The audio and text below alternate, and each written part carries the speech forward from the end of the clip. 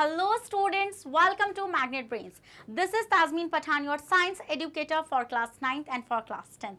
तो जैसे कि मैंने आपको अभी बताया कि मैं आप लोगों को पढ़ाने वाली हूँ क्लास 9th और क्लास 10th की science full complete detailed course के साथ, जिसमें आपको मिलेंगे डेली प्रैक्टिस पेपर्स। स्टूडेंट्स, अगर आप लोग सीबीएसई बोर्ड से आते हैं तो हम आपको प्रोवाइड कराते हैं केजी से लेके क्लास 12 तक की फ्री ऑफ कॉस्ट क्लासेस। और अगर आप लोग स्टेट बोर्ड से आते हैं जैसे कि MP board, UP board, Bihar board, Delhi board and Rajasthan board, तो हम आपको प्रोवाइड कराते हैं 6 से लेके क्लास 12 तक की फ्री ऑफ कॉस्ट क्लासेस। और अगर आपको e books and e notes चाहिए, उसका लिंक भी आपको हमारे डिस्क्रिप्शन बॉक्स में मिल जाएगा, तो आप जाकर उसको वहां से अवेल कर सकते हैं। सो भाई, विदाउट एनी फर्दर डिले शुरू करते हैं आज का धमाकेदार सेशन, जिसके अंदर हम लोग डिस्कस करने जा रहे हैं कंप्लीट चैप्टर रिवीजन पार्ट 2। इसका पार्ट 1 ऑलरेडी मैंने आप लोगों के साथ डिस्कस कर लिया है, तो अगर आपने वो सेशन मिस कर दिया है तो जाकर उसको देखिए। इस पार्ट 2 में हम लोग डिस्कस करेंगे स्टूडेंट सेल ऑर्गेनेलीज के बारे में। किसके बारे में? Cell organelles. जितनी भी सेल ऑर्गेनेलीज आपकी होंगी उन सब सेल ऑर्गेनेलीज को हम लोग यहाँ पे डिस्कस करेंगे।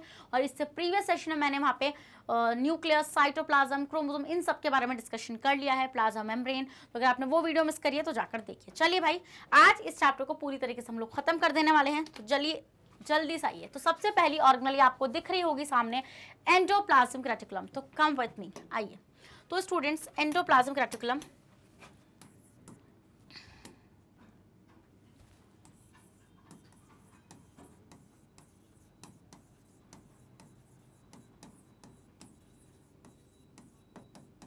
Endoplasmic reticulum.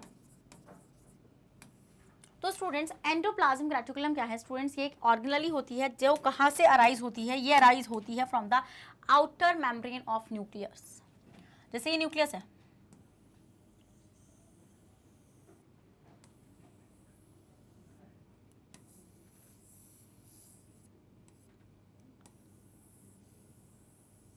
हम ये देखते हैं यहाँ पर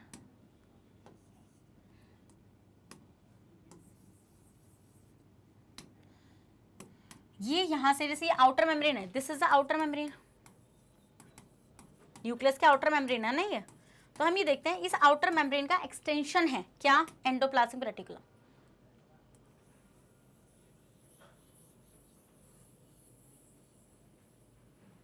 कुछ इस तरीके का होता है। अब इसको थोड़ा सा 3D विजन तो हम देंगे ही।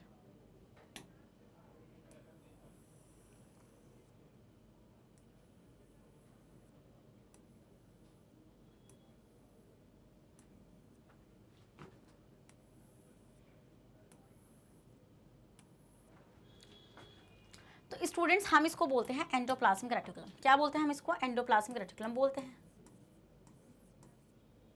But endoplasmic reticulum further 2 types में डिवाइड होता है ऑन द बेसिस ऑफ कि उसके ऊपर राइबोसोम लगा हुआ है या नहीं लगा हुआ है।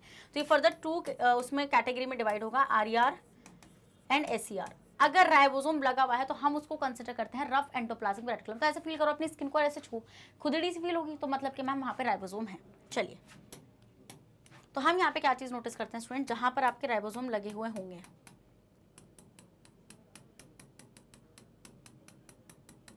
मान लो ऐसे यहीं तक कि सिर्फ राइबोसोम लगे हुए हैं, तो इतना पार्ट आप क्या कंसिडर करेंगे स्टूडेंट्स? ये जो पार्ट है, this part from here to here, this will be considered as RER। And जहां पर नहीं लगा हुआ है जैसे वाला पार्ट, तो हम इसको बोलेंगे स्मूथ एंडोप्लाज्मिक रेटिकुलम। क्या बोलेंगे हम इसको? Smooth endoplasmic reticulum. डन। अब मैम ये कर क्या रहे हैं? मतलब चलिए ये ऑर्गेनेली है, हमें समझ में आ गया। अब ये कर क्या रहे हैं? देखिए स्टूडेंट्स, ये क्या कर रहे हैं, जो आपका RER है और जो आपका SER है, स्टूडेंट जो आपका RER होता है वो हेल्प करता है प्रोटीन सिंथेसिस में।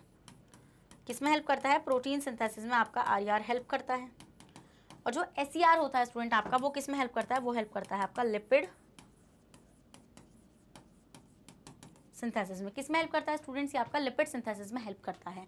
तो ये बहुत ही इंपॉर्टेंट फंक्शन हो जाएगा RER का एंड SER का, कि मैम प्रोटीन सिंथेसिस में हेल्प करता है और ये लिपिड सिंथेसिस में हेल्प करता है। पहले आप इसका स्क्रीनशॉट लीजिए, फिर मैं आपको वहाँ से पढ़ाती हूँ। देखिए स्टूडेंट्स, रफ एंडोप्लाज्म में क्या होता है, इसमें सिस्टोर्ने प्रेजेंट होते हैं, जिसमें आपको दिखाए थे पीछे। और यहाँ पर it is mainly formed from the vesicles and tubules. Done. फिर हम ये देखते हैं राइबोसोम इस पर अटैच रहते हैं इसका आउटर सरफेस पर, बट इस पर राइबोसोम अटैच नहीं रहते हैं। ये सिंथेसाइज करता है प्रोटीन को और ये सिंथेसाइज करता है लिपिड्स एंड स्टेरॉइड्स को। एक तरीके से फैटी हैं ये। It is abundant. अब देखो सिंपल सी बात है, एक बात सोचो कि जहां पर हार्मोन बन रहा है और वो हार्मोन प्रोटीनेशियस है नेचर में, कैसा है वो, प्रोटीनेशियस है नेचर में, तो क्या होगा वहां पर कौन सा एंडोप्लाज्मिक रेटिकुलम ज्यादा होगा, रफ वाला या स्मूथ वाला, सोचो खुद दिमाग लगाओ थोड़ा सा, कौन सा हो सकता है। मैम वहाँ पर तो ऑब्वियसली बात है, अगर वो प्रोटीनेशियस है हार्मोन नेचर में तो वहाँ पे आर की मात्रा ज़्यादा होनी चाहिए, और जहाँ पर एक ऐसा हार्मोन बने जो स्टेरॉइडल होगा नेचर में, वहाँ पे एस ज़्यादा होना चाहिए। जैसे अब आपको एस का एक फंक्शन पता है कि वो डिटॉक्सिफिकेशन में बहुत हेल्प करता है, और ये काम करता है लिवर। तो हम ये देखते हैं लिवर के सेल्स के पास ज़्यादा एस का नंबर प्रेजेंट रहेगा। जैसे आप यहाँ पे देख पा रहे होंगे, it is abundant in exocrine pancreatic cells and antibodies secreting plasma cells. Pancreas में हार्मोन बनता है insulin and glucagon which is a protein protein hormone है, वो प्रोटीनेशियस हार्मोन है, तो उसके पास आर ज़्यादा होगा। और एंटीबॉडीज़, जो ब्लड सेल्स एंटीबॉडीज़ बनाती हैं उनके पास भी आर ज़्यादा होगा, क्योंकि बेसिकली एंटीबॉडीज़ प्रोटीन होती हैं। ये अबंडेंट होगा लिवर में, मैंने बताया आपको, क्योंकि लिवर डिटॉक्सिफिकेशन में हेल्प करता है, और डिटॉक्सिफिकेशन एट द एंड एस ही करता है। एंड द टेस्टिकुलर सेल्स होंगे, जैसे मेल्स में होते हैं आपके, मेल्स में क्या होता है, टेस्टिस होता है, उसमें सेल्स होते हैं टेस्टिकुलर सेल्स।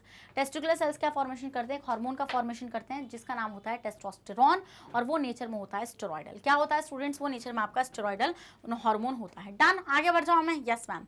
तो समझ में आ गया आप लोगों को स्टूडेंट्स के rough endoplasmic reticulum and smooth endoplasmic reticulum क्या होता है। जैसे आप यहाँ पर देख भी पा रहे होंगे कि स्मूथ वाले में आप देख पा रहे हैं ये these are the ribosomes, and यहाँ पर कुछ नहीं है, प्लेन है बिल्कुल। और ये न्यूक्लियस की एक्सटेंशन है, देखो ये न्यूक्लियस है and this is the nuclear envelope and this is the extension. ये क्या है स्टूडेंट, ये एक्सटेंशन है। डन, ये देखो यहाँ पर ये सिस्टर्न है, मतलब कि जो एंडोप्लाज्मिक रेटिकुलम होता है वो ऐसी कंपोजिशन से मिलकर बना हुआ होता है, और स्मूथ एंडोप्लाज्मिक रेटिकुलम ऐसे वेसिकल्स के उससे मिलकर बना हुआ होता है। आगे बढ़ जाऊँ मैं आप लोगों को, चलिए नेक्स्ट आते हैं स्टूडेंट्स, आपकी नेक्स्ट ऑर्गेनली है विच इज अ राइबोसोम। कौन सी है नेक्स्ट ऑर्गेनली आपकी, राइबोसोम है। तो ईआर पूरी तरीके से रिवाइज हो गई। अब आते हैं स्टूडेंट किस पे, राइबोसोम पे। तो राइबोसोम जो होता है स्टूडेंट, सबसे पहले बनता कहाँ से हम वो देख लेते हैं। राइबोसोम का फॉर्मेशन होता है स्टूडेंट न्यूक्लियस के अंदर प्रेजेंट होता है न्यूक्लियोलस। तो न्यूक्लियोलस जो होता है, जो हमारा न्यूक्लियोलस होता है स्टूडेंट्स, वो न्यूक्लियोलस सिंथेसिस करता है आरएनए का। क्या करता है, आरएनए सिंथेसिस करता है। अब ये जो हमारा आरएनए सिंथेसिस होता है, ये फर्दर प्रोटीन सिंथेसिस करता है। प्रोटीन नहीं, राइबोसोम। ये क्या करता है आपका, आरएनए सिंथेसिस जो होता है ये आपका फिर बाद में राइबोसोम का फॉर्मेशन कर देता है। तो यहाँ से राइबोसोम का सिंथेसिस होता है। तो राइबोसोम कहाँ से बनते हैं स्टूडेंट्स, राइबोसोम बनते हैं आपके न्यूक्लियोलस से। राइबोसोम और कुछ नहीं है, आरएनए है, और आरएनए के साथ लगा हुआ हो कुछ प्रोटीन। तो हम ये देखते हैं राइबोसोम कैसे होते हैं, ऐसे बर्गर लाइक स्ट्रक्चर्स होते हैं, ऐसे बड़े बड़े ऐसे।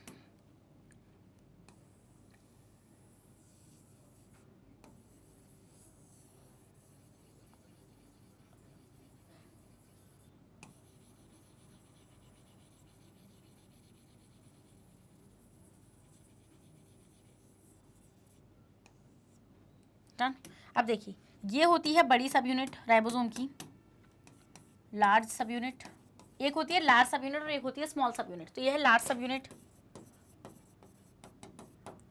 और ये है स्मॉल सब यूनिट। डन। तो ये क्या है, ये और कुछ नहीं है, यहाँ पे ये आरएनए है। Don't think so it is visible to you all. ऐसे, और यहाँ पे क्या लगा हुआ है आपका, साथ में ये ऐसे प्रोटीन लगा हुआ है, साथ में आपका ऐसे प्रोटीन लगा हुआ होता है। डन। तो ये है राइबोसोम। अब आप स्टूडेंट्स ये चीज़ देखते हैं कि राइबोसोम जो होता है वो प्रोकैरियोट्स में अलग है और यूकैरियोट में अलग है। इट मीन्स मैम क्या बोल रही हैं आप, देखिए राइबोसोम जो होता है स्टूडेंट, वो पहली बात तो नॉन मेम्ब्रेन बाउंड ऑर्गेनली है।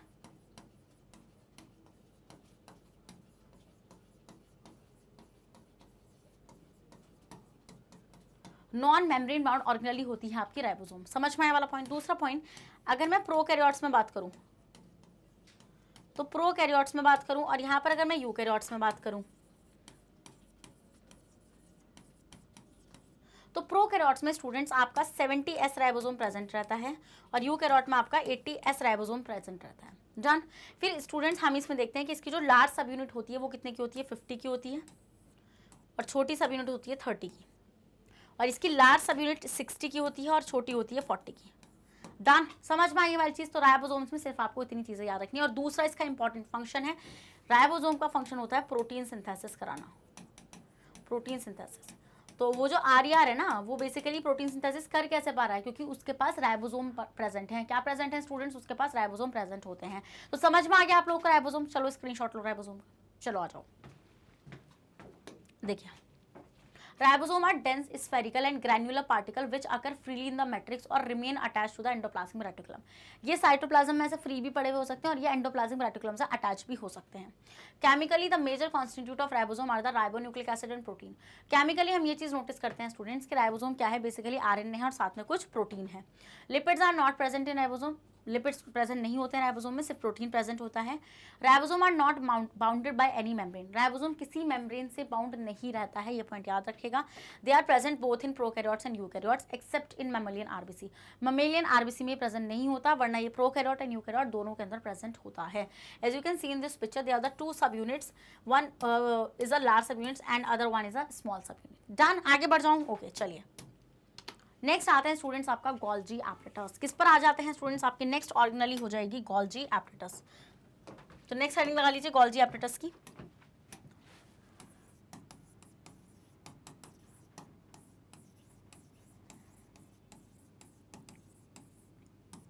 Golgi apparatus. देखिए स्टूडेंट्स, गोल्जी एपरेटस क्या था, पहली बात तो कहाँ पर प्रेजेंट था। ये कुछ इस तरीके की ऑर्गेनली होती है।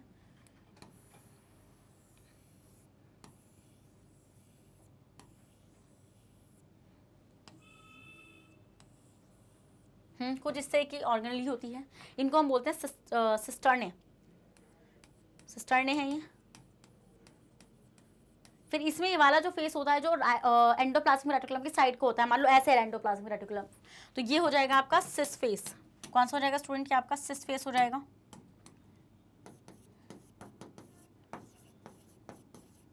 इसको हम लोग फॉर्मिंग फेज भी बोलते हैं।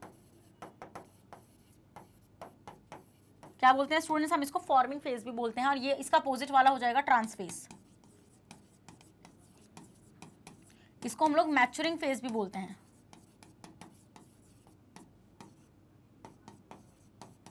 मैच्योरिंग फेज भी इसको हम लोग बोलते हैं। समझ में आने वाली चीज आप लोगों को। अब स्टूडेंट्स हम लोग ये चीज नोटिस करते हैं कि यहाँ पर एंडोप्लाज्मिक रेटिकुलम से या फिर एंडोप्लाज्मिक रेटिकुलम से जो प्रोटीन एंड लिपिड बनकर आता है वो इसके अंदर ऐसा आएगा, ऐसे वेसिकल्स इसके साथ फ्यूज करेंगी एंड देन अल्टीमेटली उनको मॉडिफाई कर देता है और अपने दूसरे वाले एंड से रिलीज कर देता है और यहाँ पर ऐसे वेसिकल्स बना के रिलीज कर देता है। ये क्या है, ये वेसिकल्स हैं। और ये कैसी वेसिकल्स हैं, ये सिक्रेटरी वेसिकल्स। सिक्रेटरी वेसिकल्स कौन सी होती हैं स्टूडेंट्स, सिक्रेटरी वेसिकल्स होती हैं जो जिनके अंदर आपका मॉडिफाइड कोई भी चीज़ है, प्रोटीन है, लिपिड है, अगर उसको सेल के बाहर जाना है कहीं पर भी वो जा सकता है। समझे वाला पॉइंट आप लोग, स्क्रीनशॉट लो, ले लिया। आप देखो गोल्जी एपरेटस का इंपॉर्टेंट फंक्शन क्या होता है student, it help in packaging. Packaging में हेल्प करता है। ये मॉडिफिकेशन कर रहा है चीज़ों की, जैसे प्रोटीन एंड लिपिड्स की। ये डिस्पैचिंग में हेल्प कर रहा है चीज़ों की इधर से उधर। किस में हेल्प कर रहा होता है स्टूडेंट्स, ये डिस्पैचिंग में हेल्प कर रहा होता है। पैकेजिंग, मॉडिफिकेशन एंड डिस्पैचिंग में क्या हेल्प कर रहा होता है, आपका गोल्जी एपरेटस हेल्प कर रहा होता है। दूसरा इंपॉर्टेंट फंक्शन, ये लाइसोसोम का फॉर्मेशन करता है। लाइसोसोम का हम ये देखते हैं RER से जो प्रोटीन आता है वो RER से प्रोटीन कहाँ पे जाता है, गोल्जी एपरेटस के पास जाता है। गोल्जी एपरेटस उसको मॉडिफाई करता है और वहाँ से फॉर्मेशन करता है छोटी छोटी वेसिकल्स का, जिनको हम लोग क्या बोलते हैं, लाइसोसोम बोलते हैं। तो अगर गोल्जी बॉडी नहीं होगा तो लाइसोसोम का फॉर्मेशन नहीं होगा। इस पॉइंट को आपको दिमाग में रखना है। पहले आप इसका स्क्रीनशॉट ले लीजिए। चलिए आइए अब यहाँ पे देखिए, Golgi apparatus consists of a set of membrane-bound, fluid-filled vesicles and flattened cisternae. Closed sac cisternae are usually stacked together. ऐसे ऐसे ऐसे stack रहते हैं ये parallel rows में। कैसे, जैसे आप देख पा रहे हैं, as you can see in this picture.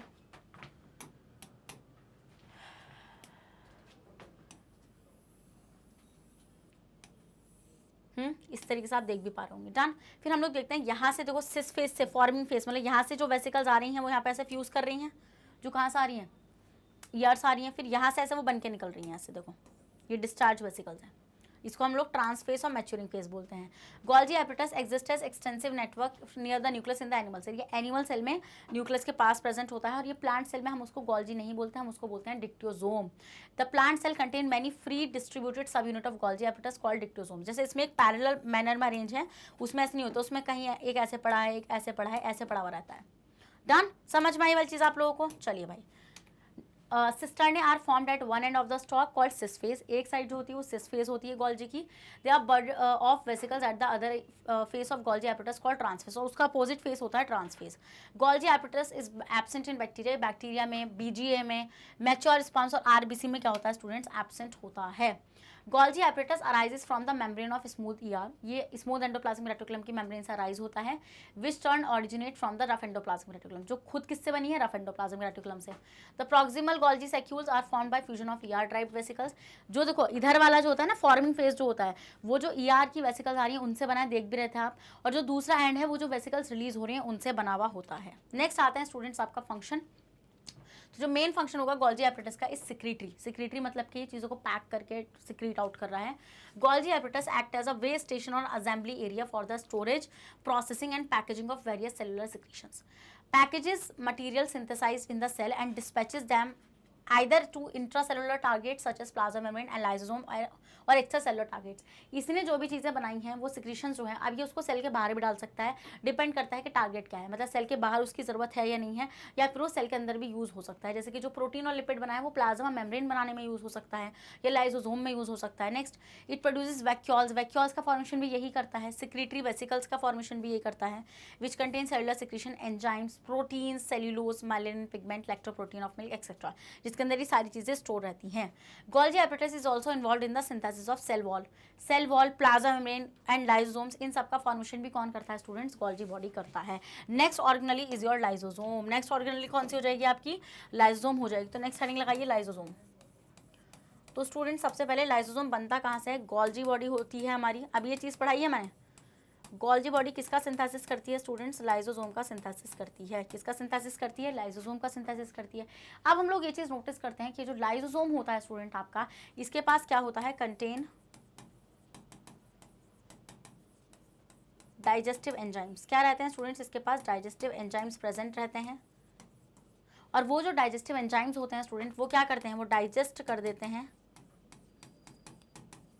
The foreign particle, कोई भी फॉरेन पार्टिकल ये नहीं है अमेरिका से आया हुआ फॉरेन पार्टिकल, जो आपकी सेल की सेल का नहीं है। डाइजेस्टिव एंजाइम में क्या क्या होता है, वो हाइड्रोलिटिक होते हैं नेचर में और एसिडिक होते हैं। नेक्स्ट पॉइंट आपको याद रखना है, ये याद रखो कि लाइसोसोम के बारे में। दूसरा पॉइंट याद रखना कि इनको suicide bag of the cell भी बोला जाता है, ये 1 मार्क का क्वेश्चन है, suicide bag of the cell. Suicide bag of the cell इसको क्यों बोला जाता है स्टूडेंट, क्योंकि इसके पास होते हैं डाइजेस्टिव एंजाइम्स, और वो डाइजेस्टिव एंजाइम्स जो होते हैं स्टूडेंट्स, वो क्या करते हैं, वो हेल्प कर रहे होते हैं फॉरेन पार्टिकल्स को खाने में, या फिर कोई सेल डैमेज हो गई, सेल की ऑर्गेनली डैमेज होगी उसको रिमूव करने में, सेल खुद डैमेज होगी उसको रिमूव करने में, ये सब के सब क्या कर रहे होते हैं स्टूडेंट्स, हेल्प कर रहे होते हैं। समझ में आई वाली चीज़ आप लोगों को गोल्जी बॉडी लाइसोसोम के बारे में। आगे बढ़ जाऊँ मैं, ओके चलिए स्क्रीनशॉट ले लो। Nature and occurrence, lysosome are simple tiny spherical sac-like structure evenly distributed in cytoplasm. Each lysosome is a small vesicle, छोटी सी वेसिकल होती है, surrounded by a single membrane and contain powerful enzymes। और क्या होता है students, इसमें powerful enzymes होते हैं। These enzymes are capable of digesting a breaking down of all organic material। ये सब ऑर्गेनिक मटेरियल को डाइजेस्ट कर सकता है। Lysosome enzymes are made by RER, इसके एंजाइम्स किससे बनते हैं, रफ एंडोप्लाज्मिक रेटिकुलम द्वारा बनाए जाते हैं। हम ये देखते हैं कि सबसे पहले आरईआर से वो एंजाइम्स आएंगे और उन एंजाइम्स की मॉडिफिकेशन करेगा Golgi, and then ultimately lysosomes का फॉर्मेशन होगा। समझ में ये चीज़, यस मैम ये चीज़ हम अच्छे से क्लिक होगी। देखो हियर इज द डायग्राम, ये लाइसोसोम है एंड यहाँ पे आप देख पा रहे होंगे ऐसे सिंगल मेम्ब्रेन है इसके, और अंदर यहाँ पे इसके एंजाइम के कॉम्प्लेक्सेस हैं। डन, आगे बढ़ जाऊँ, ओके नेक्स्ट। लाइसोसोम का फंक्शन देखेंगे, lysosome serves as intracellular digestive system, hence called digestive bags. इसको हम लोग डाइजेस्टिव बैग्स बोलते हैं students. They destroy any foreign material, ये किसी भी फॉरेन मटेरियल को डिस्ट्रॉय कर सकते हैं, विच एंटर द सेल, जो सेल के अंदर एंट्री लेगा, such as bacteria and viruses, जैसे बैक्टीरिया और viruses. In this way they protect the cell from bacterial infection, और इसी तरीके से सेल को बैक्टीरियल इन्फेक्शन से बचाने का काम कौन करते हैं स्टूडेंट्स, लाइसोसोम करते हैं। नेक्स्ट आ जाएगा आपका, lysosome also remove the worn out and poorly working cellular organelles.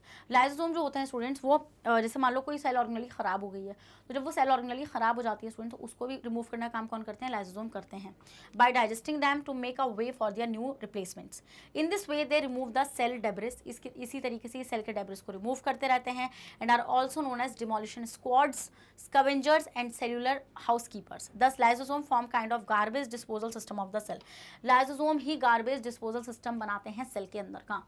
During breakdown of cell structure, जब ये किसी सेल को ब्रेक डाउन कर रहे होते हैं, when the cell get damaged, lysosome में बस, लाइसोसोम फट जाते हैं and the enzymes eaten up their own cell, और इसके एंजाइम्स खुद की सेल को ही खा जाते हैं। Therefore lysosome are also known as suicide bag of the cell, और इसी वजह से हम क्या देखते हैं कि लाइसोसोम जो होता है आपका suicide bag of the cell कहलाता है। Next organelle is the mitochondria. Next organelle कौन सी हो जाएगी स्टूडेंट्स, आपकी माइटोकॉन्ड्रिया हो जाएगी। चलिए भाई नेक्स्ट हेडिंग लगाइए mitochondria.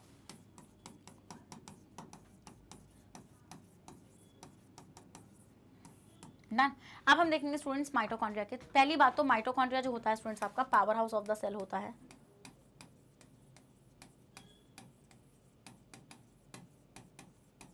Power house of the cell होता है। अगर मैं माइटोकॉन्ड्रिया का आपको डायग्राम दिखाऊं तो कुछ ऐसा होता है, और डबल मेम्ब्रेन होता है। हाँ ये पॉइंट याद रखना, डबल मेम्ब्रेन।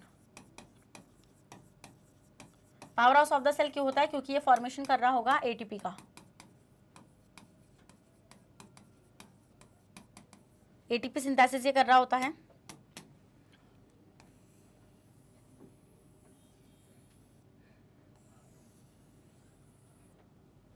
देखिए फिर मैंने आपको ये चीज़ बताई थी कि ये डबल मेम्ब्रेनस होता है। इसमें से एक मेम्ब्रेन कहाँ है इसकी, ये सिंपल होती है जिसको हम बोलते हैं आउटर मेम्ब्रेन, और इसके अंदर वाली मेम्ब्रेन ऐसे मुड़ी हुई होती है, ऐसे आबड़ खाबड़ ऐसे।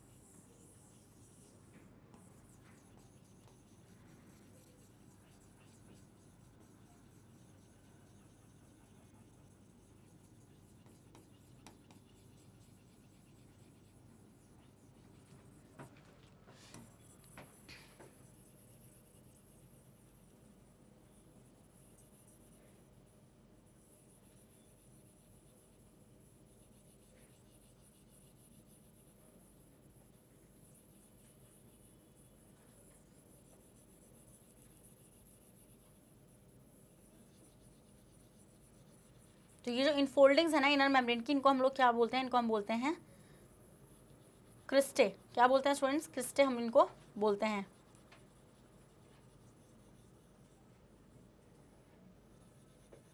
चलिए अब इनका नामकरण करें ज़रा। स्टूडेंट जैसे कि मैंने आपको बताया कि ये वाली है इसके आउटर मेम्ब्रेन,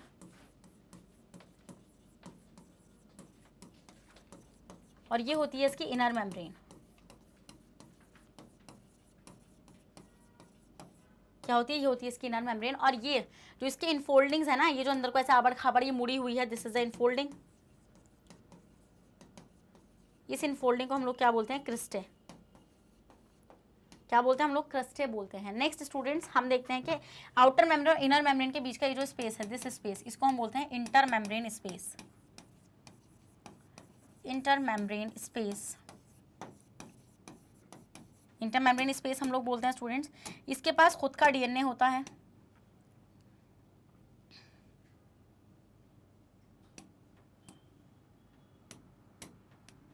इसके पास खुद का क्या होता है स्टूडेंट्स, ऐसे डीएनए प्रेजेंट होता है, और इसके पास खुद के राइबोसोम्स होते हैं। ये डीएनए हो गया इसका, सर्कुलर होता है डीएनए, सर्कुलर डीएनए होता है, और इसके पास खुद का राइबोसोम प्रेजेंट होते हैं।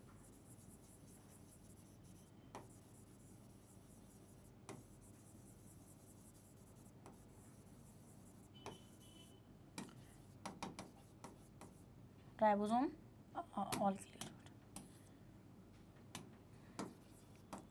राइबोसोम प्रेजेंट रहते हैं। डन, समझ में आ गया। और ये जो मैट्रिक्स है ये, दिस इज द मैट्रिक्स जहाँ पर रिएक्शन चलेगी। अब देखो हम लोग ये चीज़ नोटिस करते हैं स्टूडेंट्स के, जो आप ग्लूकोज खा रहे हैं, मतलब जो भी आप फूड ले रहे हैं, उसमें जो ग्लूकोज होता है वो ग्लूकोज ब्रेक डाउन होता है पायरूवेट में। किसमें ब्रेक डाउन होता है स्टूडेंट्स, पायरूवेट में ब्रेक डाउन होता है in the cytoplasm of the cell. कहाँ पर, सेल के साइटोप्लाज्म में। अब हम ये देखते हैं कि ये जो पायरूवेट है ये माइटोकॉन्ड्रिया के अंदर एंट्री लेता है, और माइटोकॉन्ड्रिया के अंदर एंट्री लेने के बाद ये फर्दर ब्रेक डाउन हो जाता है एटीपी में, साथ में CO2 एंड वाटर। तो ये केमिकल रिएक्शन कहाँ चल रही होती है स्टूडेंट्स, यहाँ से लेके यहाँ तक, ये वाली रिएक्शन माइटोकॉन्ड्रिया के अंदर परफॉर्म होती है। समझ में आई चीज़ आपको, इसलिए हम इसको power house of the cell बोलते हैं, बिकॉज इसमें एटीपी का फॉर्मेशन होता है। आगे बढ़ जाऊँ, स्क्रीनशॉट लो। चलो, इसे क्यों डिलीट कर दिया मैंने देखो, the mitochondria and tiny bodies of varying shape and sizes distributed in the cytoplasm, जो कहाँ पर डिस्ट्रीब्यूट रहती हैं स्टूडेंट, साइटोप्लाज्म के अंदर डिस्ट्रीब्यूट रहती हैं। Each mitochondria is bounded by a double membrane envelope, ये किसमें, ये इसके पास डबल मेम्ब्रेन एनवलप होता है। आउटर मेम्ब्रेन तो पोरस होती है, छेद होते हैं उसमें, और अंदर वाली मेम्ब्रेन, इनर वाली जो है वो फोल्ड्स में, मतलब उसके फोल्ड्स रहते हैं। And therefore have an area several times for the surface of an area of the outer membrane, इसलिए हम ये देखते हैं कि इसका सरफेस एरिया बाहर की आउटर मेम्ब्रेन से ज़्यादा होता है, क्योंकि ऐसे फोल्ड्स में होती है। जैसे आपको इस पिक्चर में देख भी रही होगी, this is the outer membrane which is plain, but this is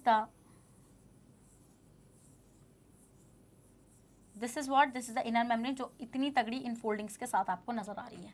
देखेंगे आप, इसके पास खुद के राइबोसोम्स हैं, outer membrane, inner membrane, outer chamber, matrix, DNA molecule, crystal, F1 particle. बस ये है आपका माइटोकॉन्ड्रिया। क्या है स्टूडेंट्स, ये है आपका माइटोकॉन्ड्रिया। समझ में आया? अब हम देखेंगे इसके, these folds are called cristae, इन फोल्ड्स को हम लोग क्या बोलते हैं स्टूडेंट्स, क्रिस्टे बोलते हैं।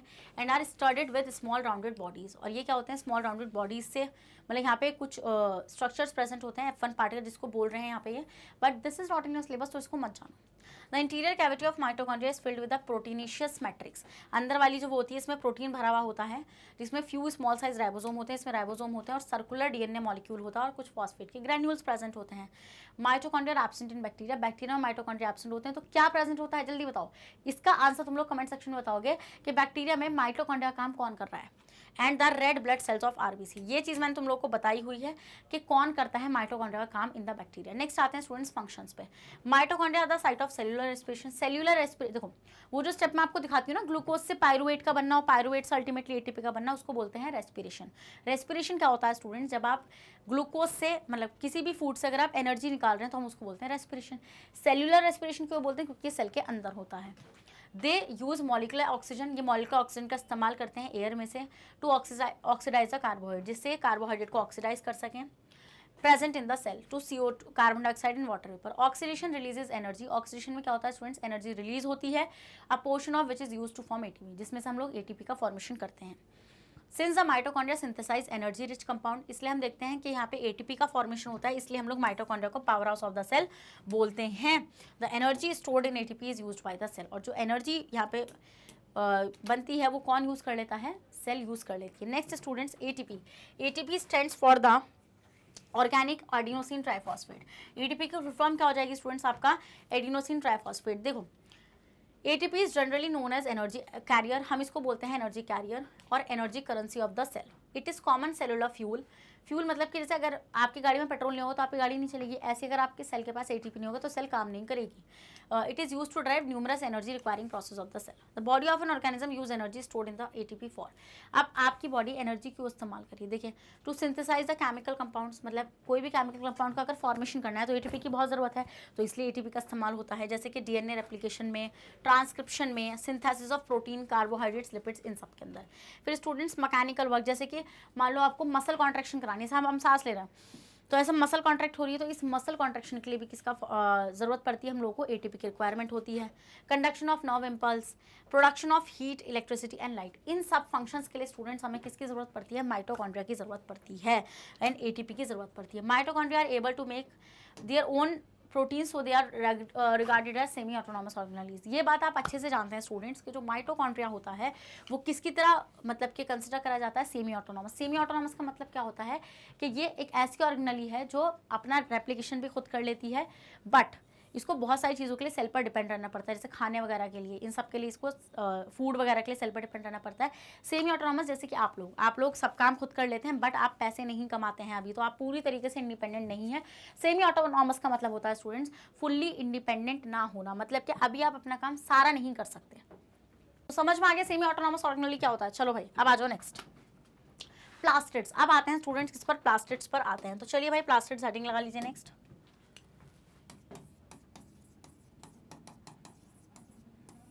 तो स्टूडेंट्स हम लोग देखते हैं प्लास्टिड्स को। तो प्लास्टिड्स कैसे होते हैं, देखिए प्लास्टिड्स आपके कैटेगराइज हो रहे हैं फर्दर 3 कैटेगरीज में, किसमें, 3 कैटेगरीज में आपके प्लास्टिड्स क्या रहते हैं।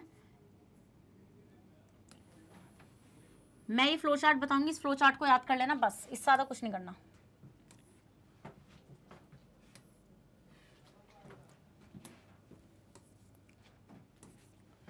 देखिए प्लास्टिड्स जो होते हैं स्टूडेंट्स, प्लास्टिड्स एक स्टोरेज बॉडीज होती हैं प्लांट्स की। स्टोरेज बॉडीज जिसमें चीज़ें स्टोर्ड हैं, जिसमें क्या है स्टूडेंट, जिसमें चीज़ें स्टोर्ड रहती हैं, जैसे कि आपकी होती हैं 3 टाइप्स की, क्लोरोप्लास्ट, क्रोमोप्लास्ट एंड ल्यूकोप्लास्ट क्या, क्रोमोप्लास्ट, क्लोरोप्लास्ट एंड ल्यूकोप्लास्ट, ये 3 टाइप की कैटेगरीज आपको देखने के लिए मिल जाती हैं। फिर स्टूडेंट्स अगर मैं बात करूं क्लोरोप्लास्ट की, तो क्लोरोप्लास्ट जो होती हैं ये ग्रीन कलर की बॉडीज होती हैं,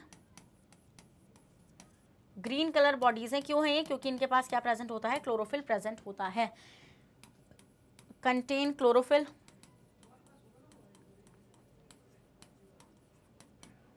क्या प्रेजेंट रहता है स्टूडेंट्स, इनके पास क्लोरोफिल प्रेजेंट रहता है। समझ में ये चीज़ आपको? फिर स्टूडेंट्स हम ये चीज़ नोटिस करते हैं कि क्लोरोप्लास्ट में होता है फोटोसिंथेसिस, तो ये साइट है फोटोसिंथेसिस की,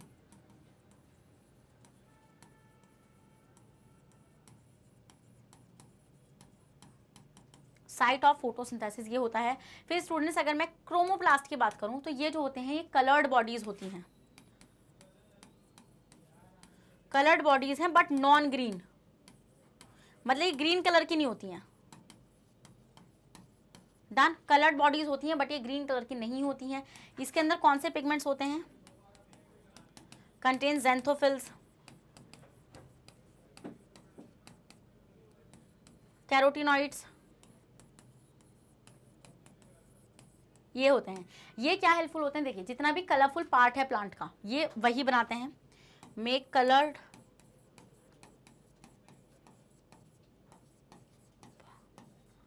पार्ट ऑफ प्लांट। तो जितने भी कलर्ड ऑर्गन्स हैं ना प्लांट के, उसमें क्रोमोप्लास्ट प्रेजेंट होता है,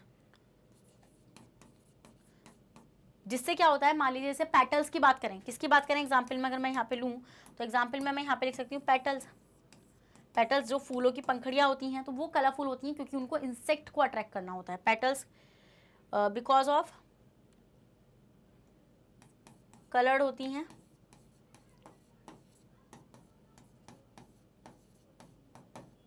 to attract insects. Done for pollination,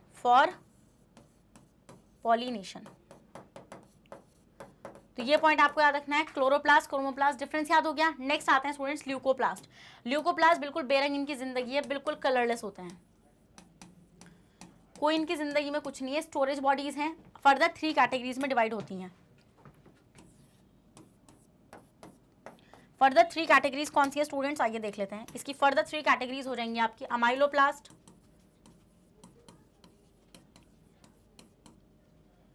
एलायोप्लास्ट and aleuroplast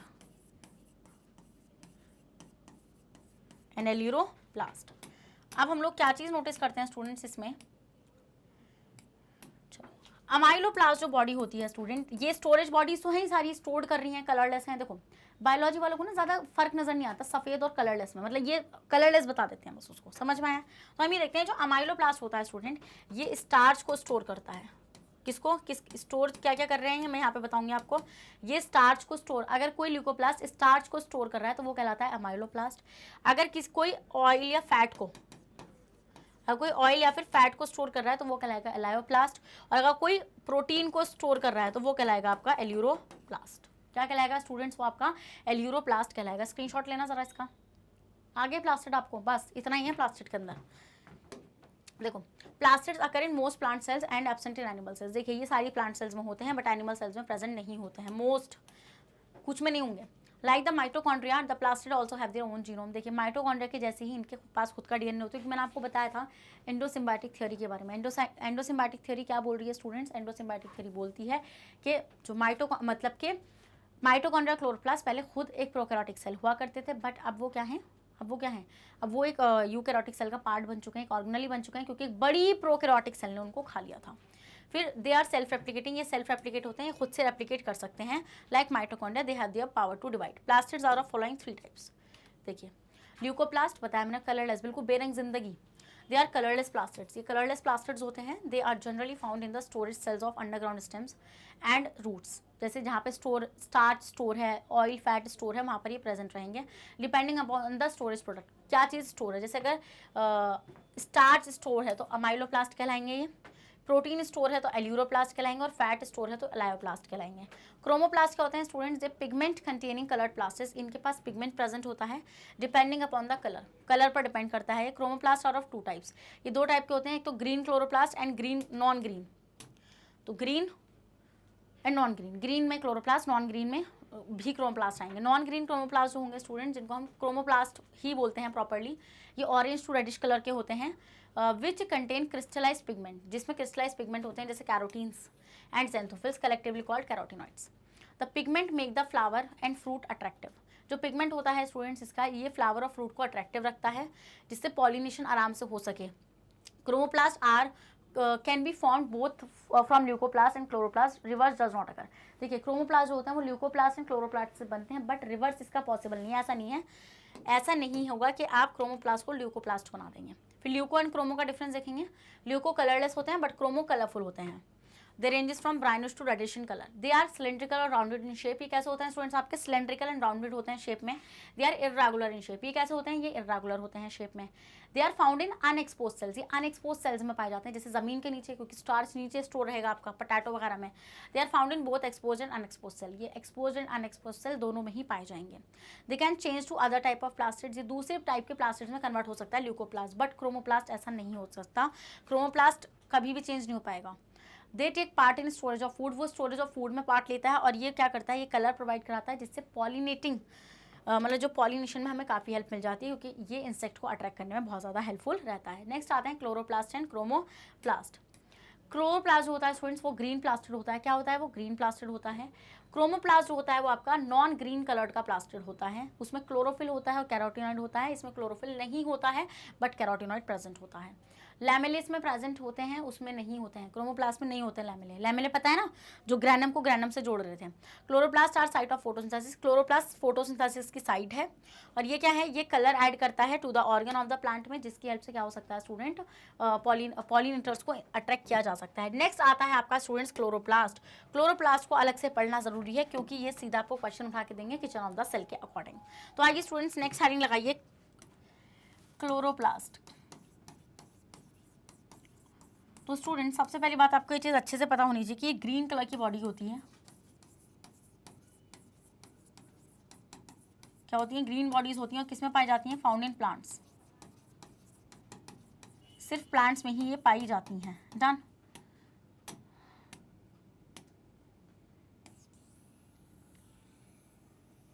रुको यार एक मिनट।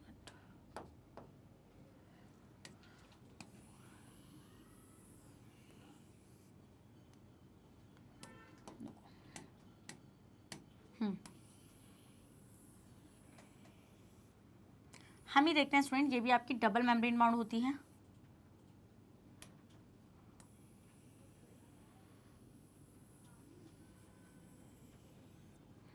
कैसी होती है, डबल मेम्ब्रेन बाउंड होती है, और इसके अंदर हम देखते हैं यहाँ पे ऐसे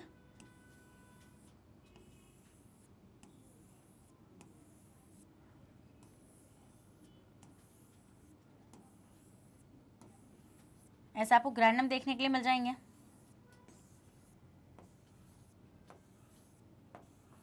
इस तरीके से। तो ये क्या हो जाएंगे स्टूडेंट, दीज आर द ग्रैनम्स।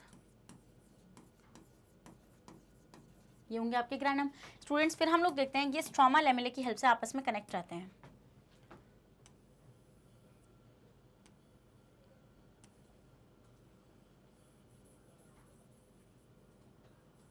इस तरीके से आपस में से कनेक्ट रहते हैं।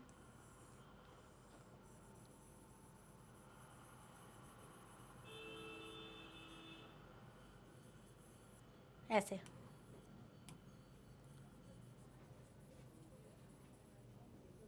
फिर हम ये चीज़ नोटिस करते हैं स्टूडेंट्स, इनके ग्रैनम में यहाँ पर क्लोरोफिल भरा हुआ रहता है। This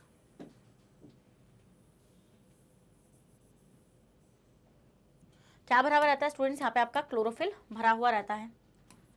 this is the chlorophyll. फिर अगर हम इनकी नेमिंग करेंगे, जैसे मैंने आपको बताया this is the granum, and ये जो पर्पल कलर का स्ट्रक्चर आपको नजर आ रहा है ना, this purple structure, this is called stroma lamellae.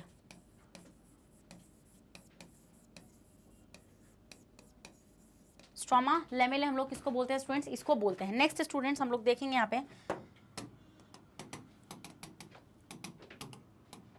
ये होगा इसका साइटोप्लाज्म, जिसको हम बोलते हैं स्ट्रोमा। क्या बोलते हैं हम इसको, स्ट्रोमा बोलेंगे। क्या बोलेंगे हम लोग इसको, स्ट्रोमा बोलेंगे। अब हम ये चीज नोटिस करते हैं स्टूडेंट, इसके पास खुद का डीएनए होता है। क्या होता है, इसके पास खुद का डीएनए होता है सर्कुलर, जैसे उसमें था ना माइटोकॉन्ड्रिया, क्योंकि मैंने आपको बताया था कि ये भी पहले एक प्रोकैरियोटिक सेल ही हुआ करती थी। तो डीएनए भी होगा इसके पास खुद का, और इसके पास राइबोसोम भी होंगे खुद के।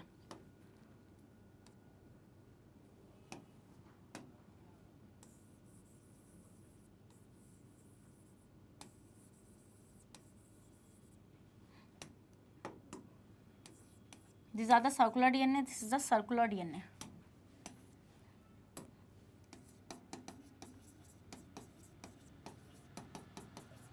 And this is the ribosome.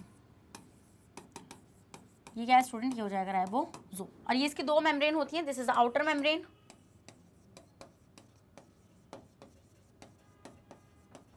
And this is the inner membrane.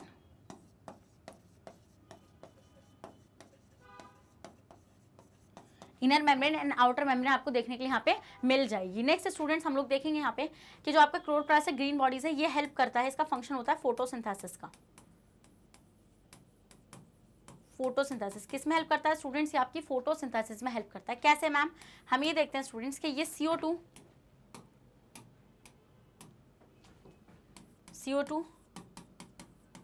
And water को पकड़ेगा और यहाँ से फॉर्मेशन करेगा ग्लूकोज का, और साथ में ऑक्सीजन गैस को रिलीज करेगा in the presence of sunlight and chlorophyll. अब हम ये चीज नोटिस करते हैं स्टूडेंट्स के एंड क्लोरोफिल, हम ये चीज नोटिस करते हैं कि यहाँ पर ये जो क्लोरोफिल होता है ना, इसका बहुत इंपॉर्टेंट फंक्शन होता है।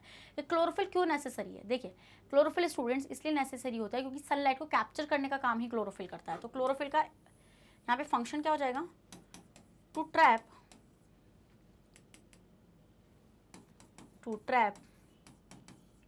दी सनलाइट। सनलाइट को ट्रैप करने का काम कौन करता है स्टूडेंट्स, आपका क्लोरोफिल करता है। तो समझ में आया आप लोगों को क्लोरोप्लास्ट, समझ में आया तो भाई जल्दी से स्क्रीनशॉट लो, ले लिया, आगे बढ़ जाऊँ मैं। चलिए अब पढ़ते हैं यहाँ पे nature and occurrence. Chloroplast are present in green algae and higher plants. देखिए ग्रीन पार्ट्स में प्रेजेंट होता है ये। They have a green pigment called chlorophyll, इसके पास एक ग्रीन पिगमेंट होता है chlorophyll, and they are involve in photosynthesis of food. और ये किसमें इन्वॉल्व रहता है, फोटोसिंथेसिस ऑफ फूड में। क्लोरोप्लास्ट को किचन ऑफ द सेल भी बोलते हैं, इस पॉइंट को लिख लेना। Each chloroplast is bounded by 2 unit membrane like mitochondria. देखो अगर आपको दिख रहा है यहाँ पे, तो देखो 2 मेम्ब्रेन है ये ऐसे, बट उसमें अंदर वाली मेम्ब्रेन मुड़ी हुई होती है, बट इसमें नहीं होती। देखो आपको नजर आ रहा है ना, ऐसे एक के ऊपर एक सिक्के रखे हुए, और देखो यहाँ से आपको ये नजर आ रहे हैं स्ट्रोमा लेमिली हैं, ये आपस में एक दूसरे को कनेक्ट करते हैं यहाँ पे। देखो as you can see here, देख पा रहे हो, inner membrane stroma lamellae, outer membrane stroma, ये नीचे का जो स्पेस है ये थाइलाकॉइड, एक यूनिट को थाइलाकॉइड बोलते हैं, पूरे को ग्रैनम बोलते हैं, स्टैक्स ऑफ थाइलाकॉइड, और ये इंटर मेम्ब्रेन स्पेस रहेगा आपका। डन, चलिए डायग्राम अब अच्छे समझ में आ रहा है।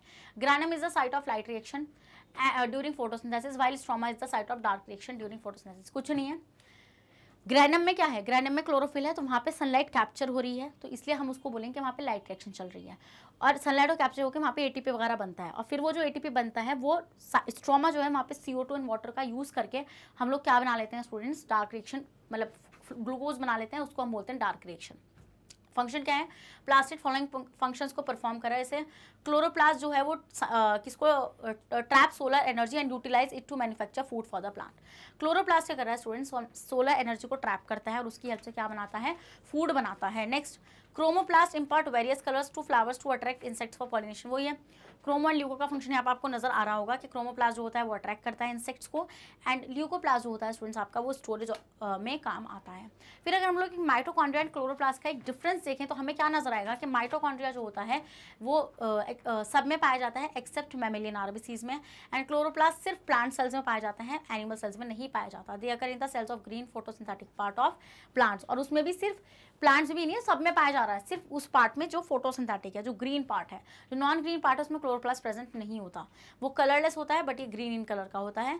The shape is rod like sausage shape, उसकी रॉड लाइक या सॉसेज शेप होती है, बट इसकी जनरली डिस्क ऐसे गोल सी होती है। Inner membrane of each mitochondria is throne into folds called cristae, इसकी अंदर वाली मेम्ब्रेन कैसी होती है, मुड़ी हुई होती है, जिसको हम बोलते हैं cristae. The inner membrane forms flattened sac called thylakoid और लैमेलिया। हम इसमें देखते हैं कि इसकी जो इनर मेम्ब्रेन होती है वो क्या होती है, थाइलाकॉइड, मतलब inner membrane forms flattened sac, अंदर वाली मेम्ब्रेन के फ्लैटेंड सैक बने हुए होते हैं। ये एनर्जी को लिबरेट करती है और ये क्या करती है, सनलाइट को ट्रैप करके उस सोलर एनर्जी को केमिकल एनर्जी में कन्वर्ट कर लेती है। ये ऑक्सीडेशन ऑफ फूड परफॉर्म करती है, मतलब कि वही ग्लूकोज को ऑक्सीडाइज करके उससे एटीपी निकाल लेती है, और ये क्या करती है, फूड को बनाती है। They synthesize the food, they consume O2 and liberate CO2, वो O2 का इस्तेमाल करके CO2 रिलीज करती है, और ये CO2 का इस्तेमाल करके O2 को रिलीज करता है। समझ में आया वाला पॉइंट आप लोगों को? डन भाई, समझ में आया नहीं आया आप लोगों को? समझ, ये बताओ मेरे को। अब आते हैं students next organelle which is a vacuole. Next कौन सी हो जाएगी आपकी, वैक्यूल हो जाएगी।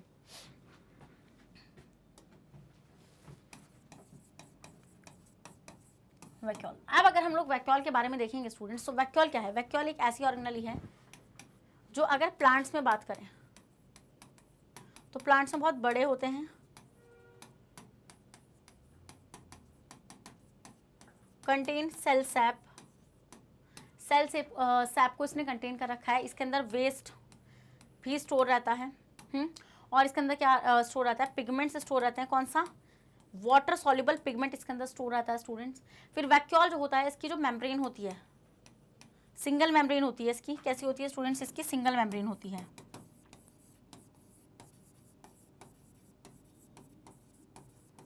सिंगल मेम्ब्रेन होती है, और इस सिंगल मेम्ब्रेन को हम बोलते हैं टोनोप्लास्ट। क्या बोलते हैं हम लोग इसको? टोनोप्लास्ट बोलते हैं। समझ में आई वाली चीज? डन। आगे बढ़ जाऊँ मैं? यस मैम, बढ़ जाइए। उसके बाद अगर मैं बात करूँ किसमें, एनिमल्स में, ये तो प्लांट्स की बात थी, बट अगर मैं एनिमल्स में बात करूं,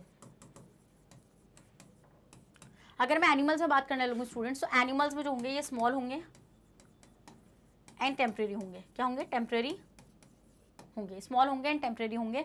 फिर हम लोग देखते हैं कि एनिमल्स में ज़्यादा वेस्ट प्रोड्यूस नहीं होता, इसलिए वैक्यूल्स उसमें ज़्यादा प्रेजेंट भी नहीं होते हैं। बट इसमें प्लांट्स में जो वैक्यूल है उसने मतलब सारा स्पेस प्लांट्स में वैक्यूल नहीं घेर रखा होता है, सारी ऑर्गेनली साइड में लगी हुई होती हैं। समझ में आने वाली चीज़ आप लोग कुछ इस तरीके से, जैसे ये सेल है,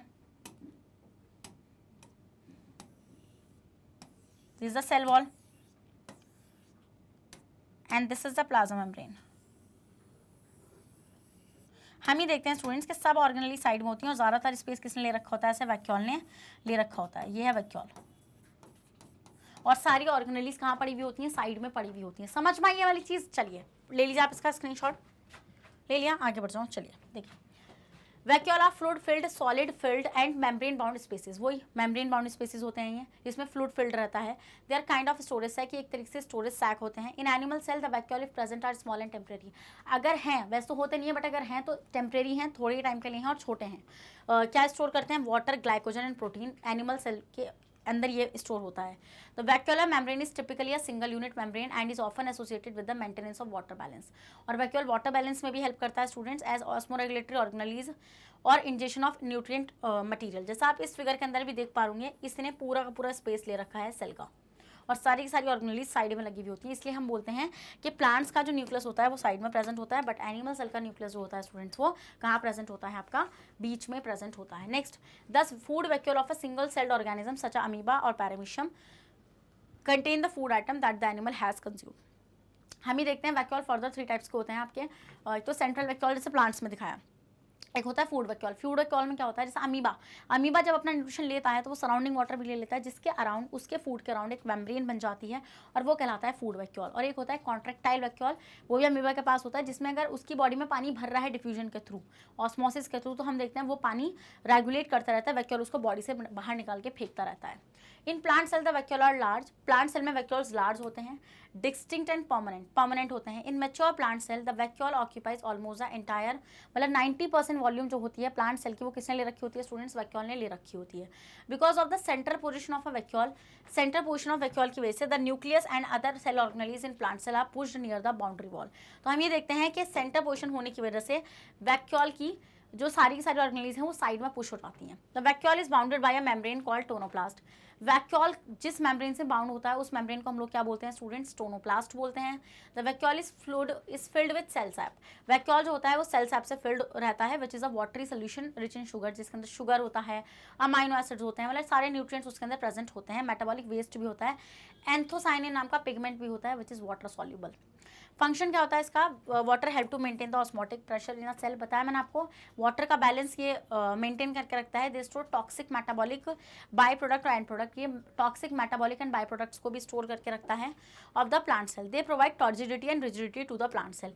इसकी हेल्प से जो प्लांट्स को क्या होता है स्टूडेंट्स, इसकी हेल्प से क्या मिल जाता है, प्लांट्स को टर्जिडिटी एंड रिजिडिटी मिल जाती है। समझ में आई वाली चीज आप लोगों को? चलिए भाई आगे समझ में वैक्यूल क्या है, डन। आगे देख लेते हैं। यस मैम, नेक्स्ट देखते हैं student. So next is the difference between mitosis and meiosis. Mitosis and meiosis क्या होता है, ये मेरे प्यारे प्यारे बच्चों को आता है। क्या बताया मैम ने माइटोसिस एंड मियोसिस के बारे में? Ma'am basically it is a type of a cell division. तो आइए देखते हैं।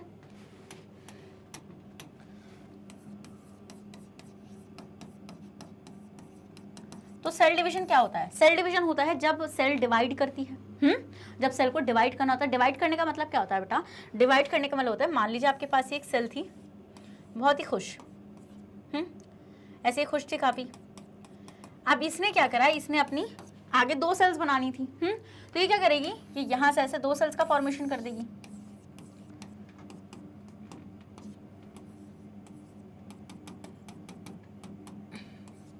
ऐसे, और ये जो 2 सेल्स कहलाएंगी ये कहलाएंगी आपकी डॉटर सेल्स। क्या कहलाएंगी बेटा ये आपकी? ये कहलाएंगी आपकी डॉटर सेल्स। और ये जो है आपकी जिसने 2 सेल्स बनाई हैं ये कहलाएगी आपकी मदर सेल। क्या कहलाएगी आपकी? ये कहलाएगी आपकी मदर सेल। समझ में आई वाली चीज है? नहीं समझ में आई? जल्दी से बताओ, आगे समझ में। चलो भाई, तो ये होता है सेल डिवीजन। अब बेसिकली मैम बात तो मियोसिस एंड माइटोसिस की हो रही थी ना, ये क्या चला दिया आपने? देखो बेटा, meiosis and mitosis is a type of cell division. तो बेसिकली मियोसिस एंड माइटोसिस में क्या डिफरेंस होता है? देखो माइटोसिस के अंदर, जैसे आपको ये समझ में आ गया ना पूरा। अब देखो माइटोसिस में क्या होता है।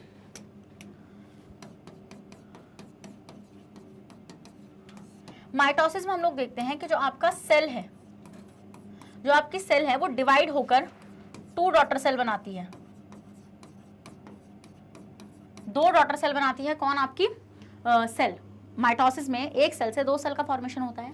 फिर हम देखते हैं कि इसमें जो क्रोमोसोम का नंबर होता है वो एज इट इज रहता है जैसे मदर सेल के पास होता है। मतलब कि मान लो अगर मैं ह्यूमन सेल की बात करूं, एग्जाम्पल ले लो, अगर मैं बात करूं ह्यूमन सेल की, तो ह्यूमन सेल का क्रोमोसोमल नंबर कितना होता है? 46 क्रोमोसोम होते हैं उसमें। कितने होते हैं आपके ह्यूमन सेल में? 46 क्रोमोसोम्स होते हैं। 46 क्रोमोसोम्स होते हैं बेसिकली। अभी 46 क्रोमोसोम है तो ये एज इट इज किसको मिलेंगे? डॉटर सेल्स को मिलेंगे। मतलब कि मैम अगर मान लीजिए 46 क्रोमोसोम को हम कैसे लिखते हैं? प्लॉइडी के फॉर्म में 2n। प्लॉइडी क्या है? जो मतलब कि पूरा क्रोमोसोम का सेट है। डन। तो हम ये देखेंगे स्टूडेंट्स, यहाँ पर आप क्या चीज नोटिस करेंगे? आप यहाँ पे ये चीज नोटिस करेंगे, जो आपकी सेल होती है 2n की, मान लो ये मदर सेल है, तो जब ये डिवाइड करेगी और हमेशा ये माइटोसिस में 2 सेल्स ही बनाएगी, तो ये जो 2 सेल्स, 2 डॉटर सेल बनेंगी बेटा, इनकी प्लॉइडी कैसे होने वाली है आपकी? ये भी 2n ही होने वाली है। इट मींस कि क्रोमोसोम का नंबर सेम रहेगा जैसे ही मदर सेल के पास होगा। डन। ये चीज समझ में आ गई? अब जरूरी नहीं, मैंने तो ये ह्यूमन सेल का एग्जांपल लेके समझाया है। It is varying upon organism to organism. ये ऑर्गेनिज्म टू ऑर्गेनिज्म चेंज होता रहता है। किसका 14 होता है, किसका 16 होता है, एज इट इज जो भी होगा वो ये चेंज होता रहेगा। डन। ये चीज समझ में आ गई? उसके बाद स्टूडेंट्स माइटोसिस कौन सी सेल परफॉर्म करती है? देखिए, जो आपकी सोमैटिक सेल्स होती हैं, सोमैटिक सेल्स परफॉर्म माइटोसिस।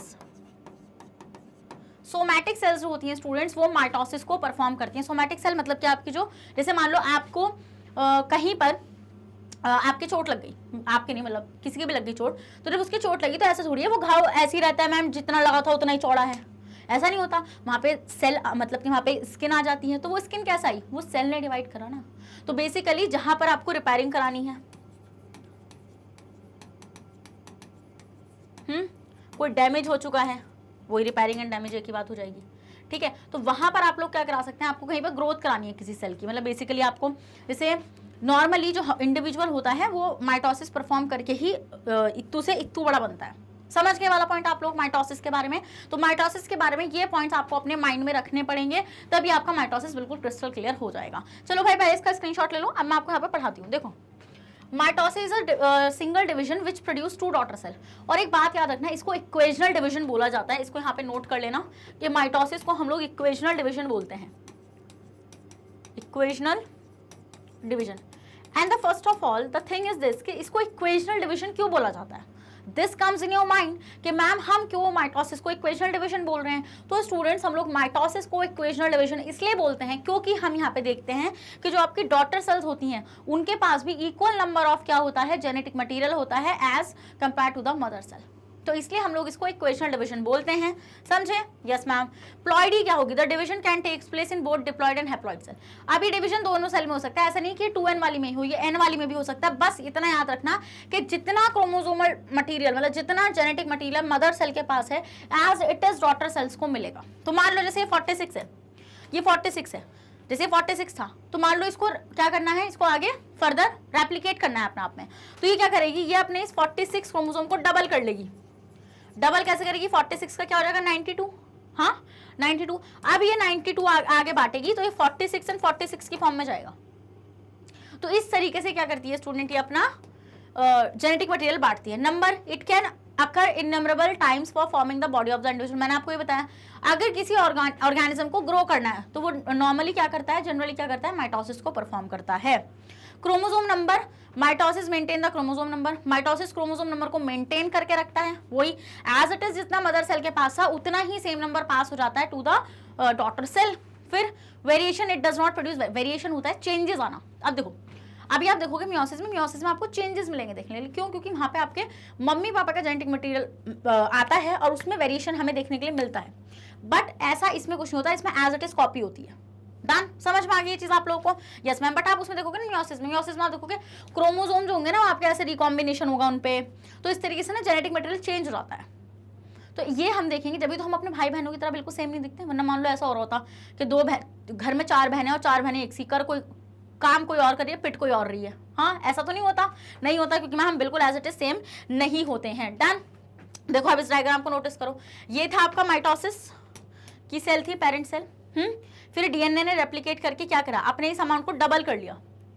अब वो आधा आधा किस में बांट दिया, डॉटर सेल्स में बांट दिया। तो इसका मतलब ये अपने अमाउंट को डबल करती है और डबल कर फिर इक्वल अमाउंट किसको दे देती है, डॉटर सेल्स को दे देती है। तो जो मैंने पॉइंट बोला वो अपने माइंड में रखना कि माइटोसिस के अंदर chromosome number as it is same जाएगा जितना मदर सेल के पास होगा। इक्वेशनल डिवीजन होती है, जो सेल ग्रो कर रही हैं, रिपेयरिंग कहीं पर हो रही है तो वो माइटोसिस परफॉर्म कर रही है। Done? Yes ma'am, done. Okay, अब आते हैं स्टूडेंट्स आपका किस पे, मियोसिस पर। चलो भाई मियोसिस देख लेते हैं। तो मियोसिस को देखेंगे हम। तो मियोसिस बेसिकली क्या है? मियोसिस को हम लोग बेटा रिडक्शनल डिवीजन बोलते हैं।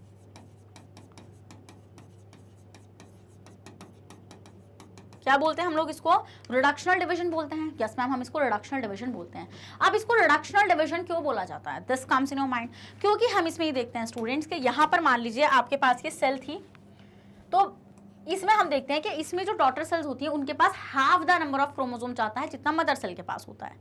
तो इसमें हम देखते हैं स्टूडेंट कि यहाँ पे अगर आपके पास एक सेल है, अगर आपके पास एक मदर सेल है, तो वो एक मदर सेल स्टूडेंट्स आपका एट द एंड 4 सेल्स का फॉर्मेशन करेगी। कितनी सेल्स का? 4 डॉटर सेल्स का फॉर्मेशन करेगी, 4 डॉटर सेल्स। और इसमें हम लोग क्या देखेंगे, हम इसमें ये देखेंगे कि मान लीजिए अगर इसके पास 2n था, कितना था स्टूडेंट्स, इसके पास 2n था, तो इनके पास nn जाएगा। कितना जाएगा? nn, मतलब half the number of chromosome इन लोगों के पास आगे पास होंगे। समझ में आई ये चीजें? नहीं समझ में आई? जल्दी से बता दो भाई, आगे समझ में? डन। ये चीज बढ़िया करके समझ में आ रही है? यस मैम, ये चीज हमें बढ़िया करके समझ में आ रही है स्टूडेंट्स। फिर हम इसमें क्या देखते हैं, हम इसमें देखते हैं कि daughter cells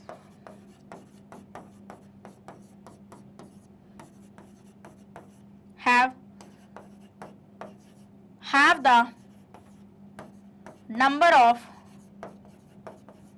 chromosome as compared to the mother cell, और मियोसिस सिर्फ और सिर्फ उन सेल्स में परफॉर्म होता है जो रिप्रोडक्शन करती हैं, मतलब कि गैमीट्स। क्या है स्टूडेंट्स, कौन परफॉर्म करते हैं मियोसिस को? गैमीट्स परफॉर्म, मतलब गैमीट्स परफॉर्म नहीं करते, मतलब कि मेरा कहने का मतलब ये है कि गैमीट्स जो होते हैं वो मियोसिस के थ्रू बनते हैं। समझ गए वाला पॉइंट? जैसे कि आपके स्पर्म और ओवम, स्पर्म एंड ओवम जो होते हैं आपके gametes formed through meiosis, through meiosis. समझ गए? जैसे कि स्पर्म एंड ओवम।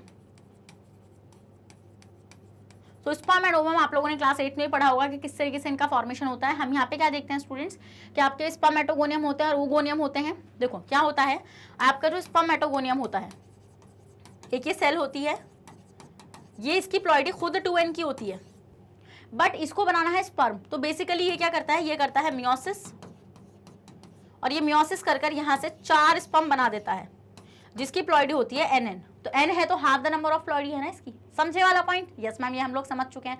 उसके बाद स्टूडेंट्स हम लोग देखते हैं कि मियोसिस जो होता है वो 2 स्टेप में परफॉर्म होता है, मियोसिस 1 एंड मियोसिस 2। किस में परफॉर्म होता है स्टूडेंट आपका मियोसिस? 2 स्टेप में परफॉर्म होता है, मियोसिस 1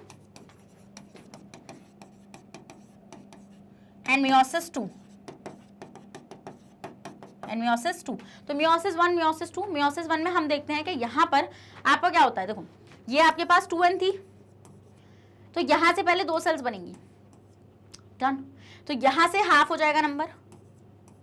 अब आगे जो आपका मियोसिस 2 होगा ना, ये तो मियोसिस 1 था, मियोसिस 1 में आपका क्रोमोसोम नंबर हाफ हो जाता है, बट जो आपका मियोसिस 2 होगा ना वो बिल्कुल माइटोसिस की तरह होता है, बिल्कुल as it is same mitosis की तरह होता है। तो हम ये देखेंगे इसमें क्रोमोसोम का नंबर सेम रहता है और यहाँ पर आपकी अल्टीमेटली 4 सेल्स का फॉर्मेशन हो जाता है। तो इस तरीके से परफॉर्म होता है आपका मियोसिस। समझ में आई ये चीजें? नहीं समझ में आई? जल्दी से बताइए।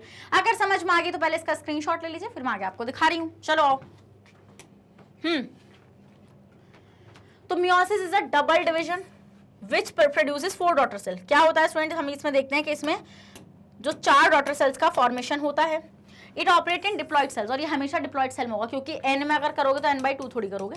हाँ, ऐसा थोड़ी हो सकता है कि मैडम इंसान का बच्चा पैदा होना था पता नहीं क्या हो गया, ये ऐसा नहीं हो सकता। डिप्लॉइड सेल्स में होगा हमेशा, जिसमें आप 2n से n कर सकते हैं basically. It occurs only once during sexual reproduction, ये हमेशा सेक्सुअल रिप्रोडक्शन में होता है, जिस टाइम गैमीट को प्रोड्यूस करने के लिए। Meiosis reduces the chromosome number two half, meiosis में क्रोमोसोम नंबर हाफ हो जाता है आपका।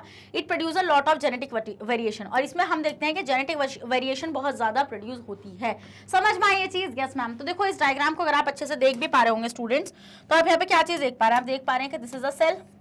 अब ये सेल ने रेप्लिकेट किया, यहाँ से 2n बनी, 2n ने फिर आगे यहाँ पे सेल्स बनाई, and then ultimately it forms next cell. समझ गए वाला पॉइंट है? नहीं समझा आप? ये बताइए जल्दी से। समझ गए? तो हम यहाँ पे क्या देखते हैं स्टूडेंट्स, हम यहाँ पे ये चीज नोटिस करते हैं, यहाँ पे 2n नहीं आएगा, यहाँ पे n आएगा, क्योंकि एज इट इज ये आगे डिवाइड होता है, क्रोमोसोम का नंबर चेंज नहीं होता है। समझ गए? Yes ma'am.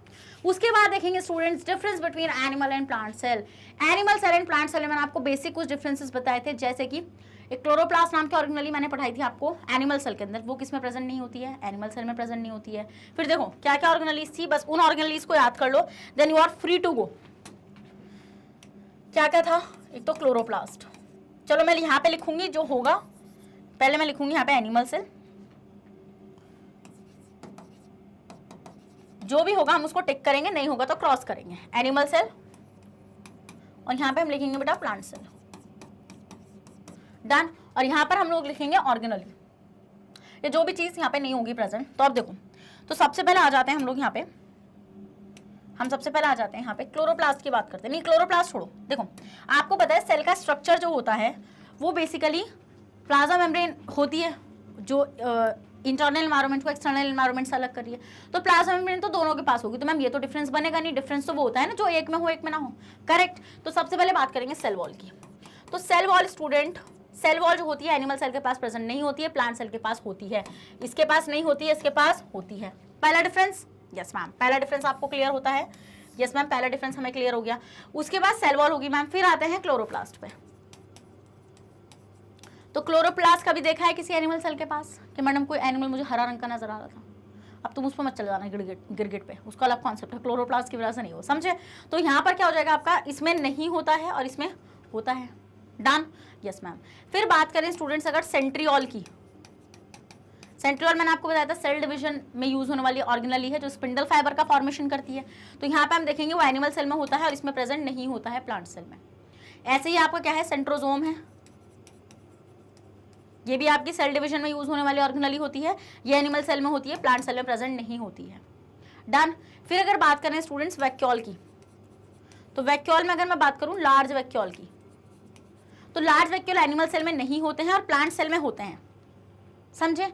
फिर हम ये बोल सकते हैं यहाँ पे कि यहाँ पर छोटे वैक्यूल्स होते हैं, स्मॉल वैक्यूल्स। स्मॉल वैक्यूल्स होते हैं और कैसे होते हैं, वो टेम्पररी होते हैं और टेम्पररी होते हैं, बट इसमें वैक्यूल परमानेंट होता है और लार्ज होता है। फिर हम देखते हैं स्टूडेंट, अगर इसकी बात करें न्यूक्लियस की, तो इसका जो न्यूक्लियस होता है ना, वो सेंट्रली प्लेस्ड होता है। किसमें?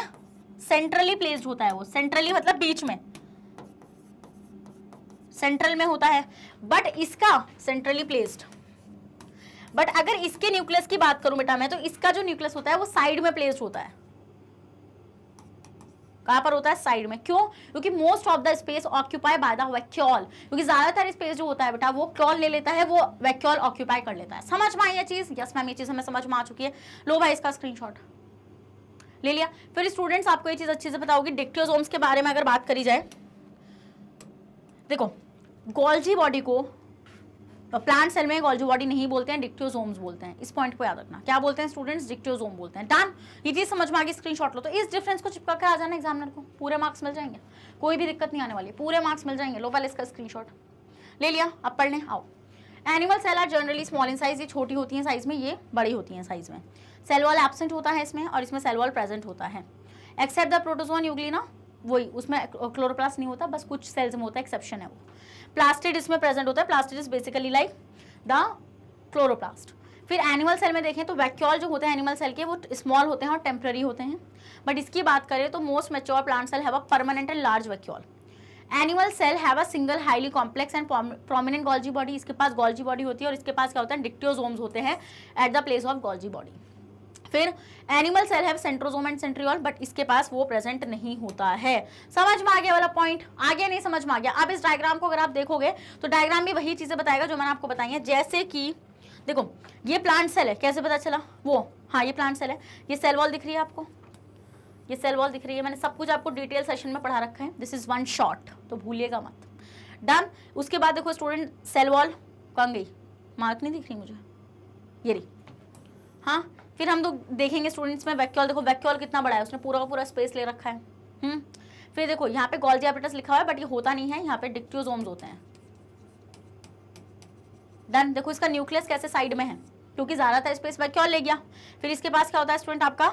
प्लास्टिड होगा, देखो क्लोरोप्लास्ट होगा। अब देखो इस वाले में आप देखोगे तो गोल्जी बॉडी होगा। फिर स्टूडेंट्स अगर हम लोग देखेंगे यहाँ पर आपका न्यूक्लियस देखो सेंट्रली प्लेस्ड है, फिर सेंट्रियोल होगा इसके पास। तो ये सारा क्या हो जाएगा? इसका मेनली डिफरेंस हो जाएगा। वही चीज जो मैंने आपको डिफरेंस पीछे लिखवाया है, यही आप लिख कर आओ और डायग्राम में बना कर आओ, यू गेट अ फुल। पूरे मार्क्स मिलेंगे, मैं गारंटी दे रही हूँ ना, कट ही नहीं सकते बिल्कुल भी मार्क्स। तो भाई इसी के साथ सेशन भी खत्म हो चुका है। आगे आप लोगों को पूरा का पूरा सेल यहाँ पर खत्म होता है। सेल चैप्टर मेरी तरफ से पूरी तरीके से खत्म होता है भाई। अब खुशी मना लो, अब शुरू करेंगे फिजिक्स को। किसको शुरू करेंगे स्टूडेंट्स? अब हम लोग शुरू करने वाले हैं फिजिक्स को, जहां पे हम लोग पहला चैप्टर देखेंगे मोशन, और मोशन को भी बहुत अच्छी तरीके से मास्टर करेंगे जैसे हमने केमिस्ट्री एंड बायो में किया है। तो स्टूडेंट्स एक और चीज बताना चाहती हूँ कि मैग्नेट ब्रेन्स आपको प्रोवाइड कराता है फ्री ऑफ कॉस्ट एजुकेशन। अगर आप लोग सीबीएसई बोर्ड से आते हैं, हम आपको केजी से लेकर क्लास 12 तक की free of cost classes provide कराते हैं। अगर आप लोग स्टेट बोर्ड से आते हैं जैसे कि MP board, UP board, Bihar board, Delhi board and Rajasthan board, तो हम आपको प्रोवाइड कराते हैं 6 से लेके क्लास 12 तक की फ्री ऑफ कॉस्ट क्लासेस। और अगर आपको e books and e notes चाहिए, उसका लिंक आपको हमारे डिस्क्रिप्शन बॉक्स में मिल जाएगा, तो आप जाकर उसको वहां से अवेल कर सकते हैं। और एक और बात बताना चाहती हूँ, आप हमें कहाँ फॉलो कर सकते हैं? आप हमें फॉलो कर सकते हैं through YouTube, Facebook, Instagram, Twitter, Telegram and WhatsApp. इन सब के थ्रू आप हमें फॉलो कर सकते हैं। तो भाई मैं मिलती हूँ आपसे नेक्स्ट सेशन में, जहां पर हम लोग डिस्कस करेंगे मोशन को। तो भाई बने रहना मेरे साथ मैग्नेट ब्रेन्स पर। Thank you so much.